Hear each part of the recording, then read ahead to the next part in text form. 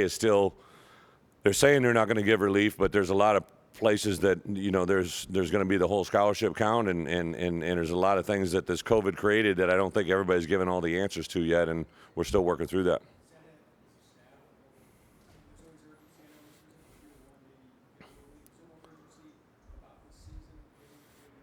I appreciate the question, but I don't think I would hire anybody that feels a sense of urgency more now than hopefully they do in the future. I think there's a certain sense of urgency for our coaches to be great, right? Like, I've got a room full of coaches that there are 10 guys that try to be the best coach in the room every day. And not only from the way they recruit, from the way they build relationships with their players, to the way they handle practice, the way they fill out a practice report, to the way they talk to their team on an assigned topic that I gave them. Like, Ryan and TP started those talks and gave 10 talks, and I think if you ask our players, like, every one of them set the bar a little bit higher.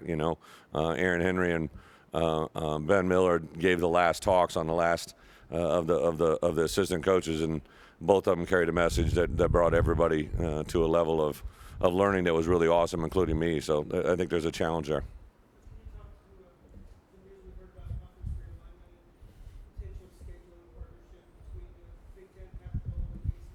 Yeah, I don't know anything other than what you know. Like, I really, one of the great things about fall camp is you really don't worry about anything but fall camp. I know that Bret and some of the athletic communication people said, hey, you're going to get this question, and honesty is always the best policy, right? I literally don't know anything about what you're talking about. Yeah.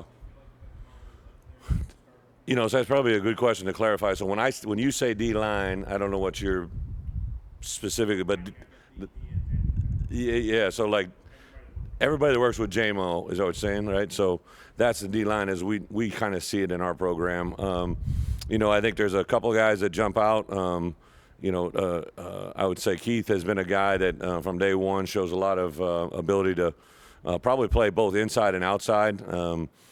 Calvin Avery has been a guy that flashes. Rod Perry, again, is a guy that shows up routinely. I haven't been able to see Bobo all that much, just because of what's going on. Johnny Newton has been a kind of a guy that has stood out to me since day one, since I got here, just the way he kind of does everything, the way he goes through practice, the way he just moves, communicates.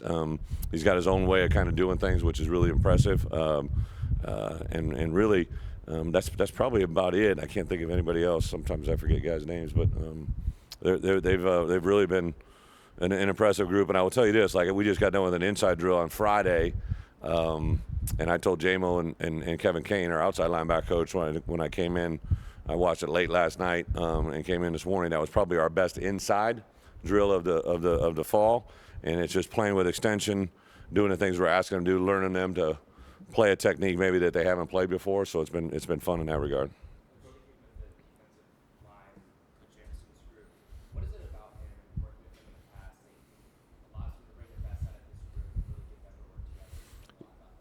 Terrence is a guy that, I do believe, obviously there's a exception to every rule, but I've learned this in coaching, and I think maybe I was a byproduct. A lot of times your great players, I don't know how great a coaches are going to be. A lot of times your great players were great players because they had a skill set or a skill or something that you really can't exactly coach all the time. For me, I was a very average player that got a chance to play, and I think just because I knew the game a little bit better and understood it. And I think JMO would be the first to tell you, right, he didn't have a lot of college football snaps, but he took a lot of mental reps and has taken advantage of every opportunity since he's been coaching. I think our guys recognize right away that he's a very good skilled teacher, but his care factor is off the charts, right? Like, he's got a beautiful family, he's got a beautiful wife and 3 kids. Like, he just constantly talks and references that. Like, I will get a text message from JMO anytime, day or night, if something's dealing with one of his players, like, he's engaged and he's in touch, right? Like, even some players that aren't in our program now, I know the way they spoke about him before and after they left, about just the compassion and the appreciation for the way he does his job.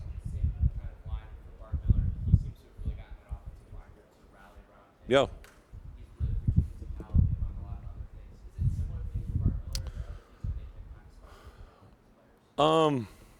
There's probably a lot of connect the dots, but also Bart is a very unique individual, to to his own his own job and his own responsibilities. Bart, I knew right away as soon as I met him. I didn't know him from anywhere except for my O-line coach at the time, Bob Bostad, had recommended him. He had played for him.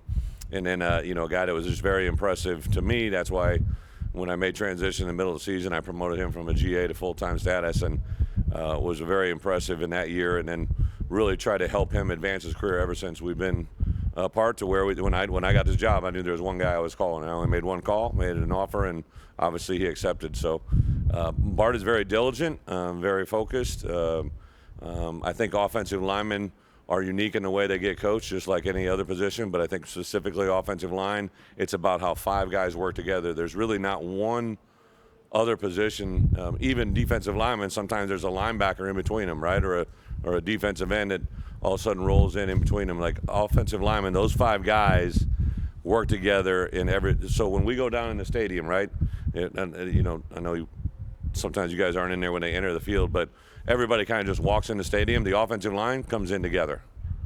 Like, they all come in together, all of them, right? Like, if 18 are practicing, they all walk in together. And I remember the first practice we're in the stadium, two of the freshmen both didn't know the rule, or somebody hadn't told them, and they got annihilated from about 30 rows up when the offensive line walked out and saw they were out there. So that's just kind of a small microcosm of the way Bart thinks.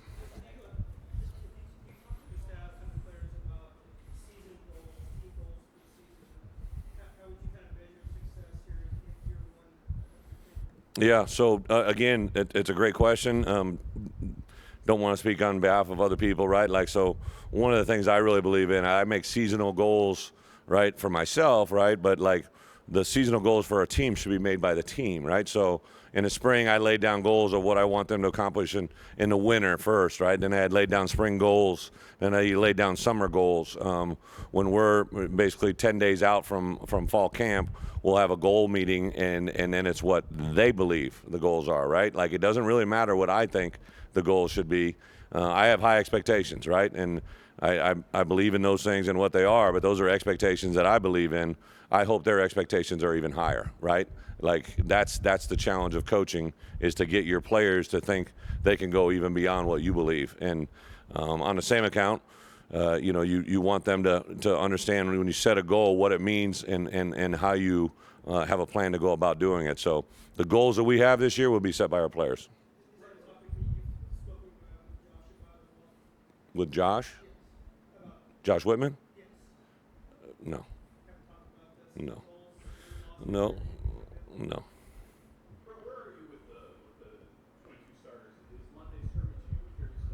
Yeah, absolutely. I would tell you, 22, 11 offense, 11 defense starters, right?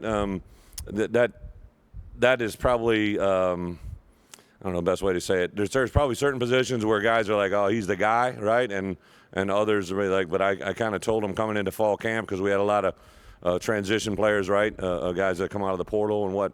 Let's just kind of say everybody's going to start in a spot. We put up the depth chart, and I kind of said, hey, this is where we are day one. Literally day two, things changed. Then day three, things changed.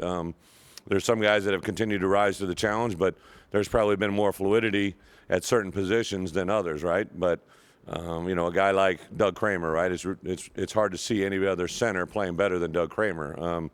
There's certain positions that I think it's just the player does what he's capable of doing. You have that, but one part that we kind of stress to everybody is we're only as the strength of our biggest weakness, right? So, like, if there's another position that needs to come along by moving another player to that position or looking at different options, we've done that. We've exhausted it. We had a position change as early as today. Just if we feel that we need to add depth, that's definitely what we'll do. But we'll name a starter group. Probably I don't think I'll do it 10 days out, but 7 days out we'll let out a press release, and those will be our starters. Scrimmage is huge, and a little bit to depth, not to abort your question. Like, I think it's big, right? Like, but the scrimmage is big because of the limited opportunities we have to play tackle football, situational games. We'll have all the referees here. We're actually going to do as much as we can pregame to make it simulate. Our pregame meal will be 3.5 hours before the game. Normally it's 4, but just the way it works into our schedule that day, officials, it's going to be a big scrimmage.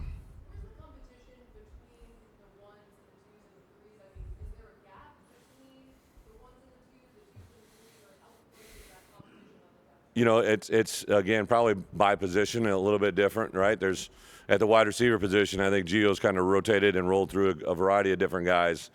Tight end, you know, you got Luke and DJ who've set themselves apart, but you know, Tip and some other guys have really made nice strides, right? I think at the running back room, it's really 5 guys that we feel really good about, and you know, who ends up getting that starting nod could be simply based on what the play is, what the situation is. You know, so there's a lot of different things that go into it. I think as a whole, every head coach hopes that, you know, that you have as much similarity between your starter and your backup. But at certain positions, it's paramount that there's balance. But on the same account, you know, at key positions where there's only one guy, I always think about this, like there's only one quarterback on the field, right? There's usually only one tailback, right? There's 4 DBs, there's 5 O linemen, there's 3 D linemen, there's 4 linebackers, however you want to say it.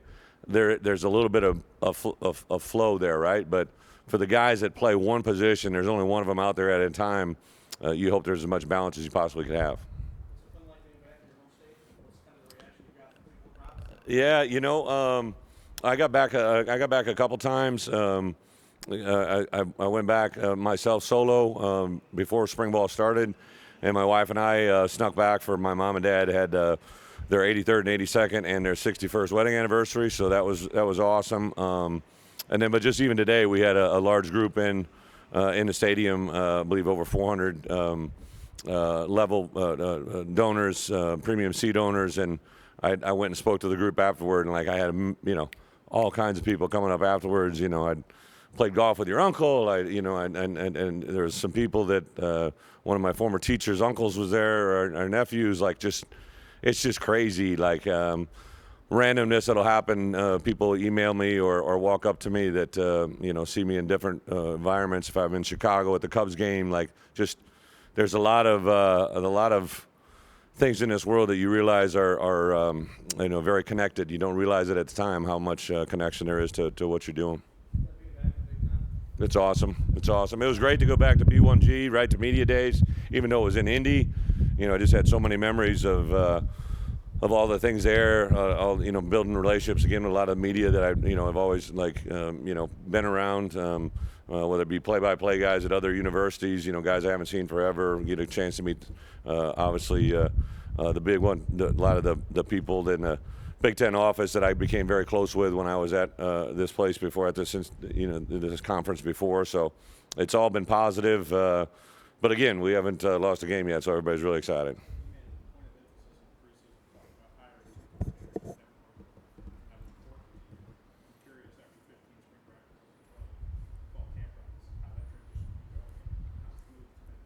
Yeah. Well, 3 actually, because Ben Miller, our special teams coordinator as well. But, you know, Tony and I have known each other a long time, bounced around football ideas, but never worked together, right? So it's been fun for me. I think hopefully he'd tell you the same. But I think that offensive staff has done a nice job of blending everything together, right? So Bart and his experiences and his background with me, Gio and I have never worked together. You know, I think those 2 guys have been